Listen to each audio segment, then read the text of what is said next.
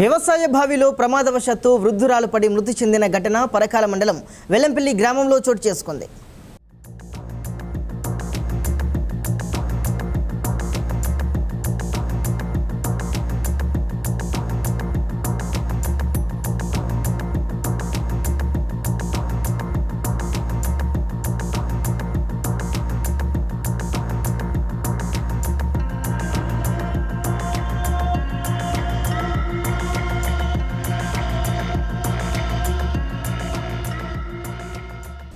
గుర్రాల సుగుణ అనే వృద్ధురాలు పరకాల మండలం వెల్లంపల్లి గ్రామంలో వ్యవసాయ బావిలో పడి మృతి చెందింది. దీంతో గ్రామంలో విషాద ఛాయలు అలుముకున్నాయి.